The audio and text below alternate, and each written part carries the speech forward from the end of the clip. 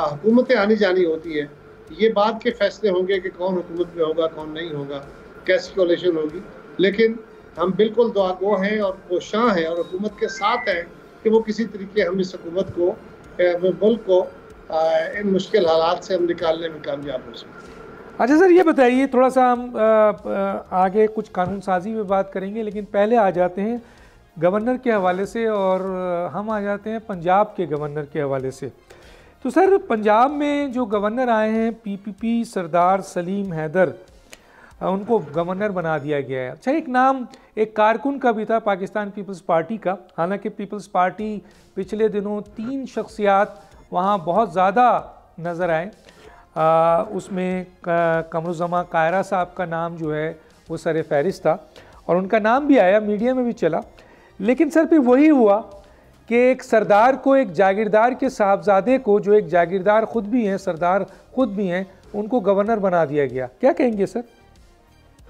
Doctor साहब, आप सरदार जो है ना, ये टाइटल ही रह गए हैं, और पंजाब में आपको सरदारी हमारी तरफ नहीं है। सलीम हैदर साहब हमारे साथी हैं, और पाकिस्तान पीपल्स पार्टी के वो मेरे साथ डिवीजनल प्रेसिडेंट थे। वो हमारी गवर्नमेंट में उस वक्त वो स्टेट मिनिस्टर थे, और अभी भी special assistant to prime minister थे जो पिछली गवर्नमेंट थी। तो सलीम हैदर साहब पीपल्स पार्टी के लिए कोई नया नाम नहीं है।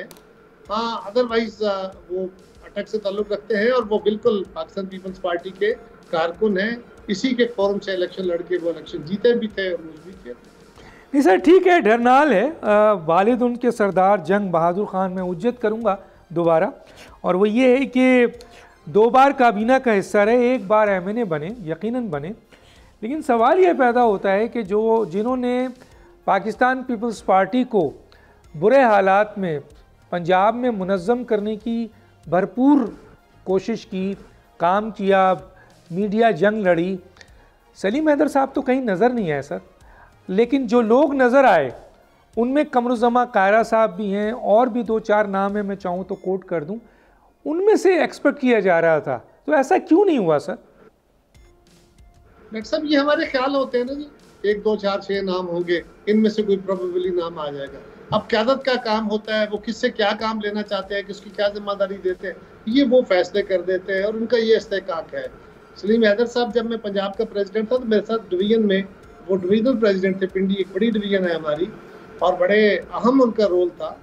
तो ये नहीं है कि वो कोई आउटसाइडर है, अचानक आए और पीपल्स पार्टी में उनको दे दीजिए, ऐसा नहीं है। लेकिन ये फैसला बहरहाल क़यादत का होता है। आप और मैं बैठ के अपने अपने तय अपनी फेवरेट्स को, या मेरे नज़र में कौन बेहतर होगा, आपकी नज़र में, इस पर इख्तलाफ राय हो सकता है, लेकिन ये फैसला तो बहरहाल क़यादत ने करना है। वो हमसे राय ले सकते हैं, पाबंद तो नहीं हम उनको कर सकते। बहुत सही। सब्सक्राइब करें और बेल दबाएं ताकि कोई खबर रह न जाए।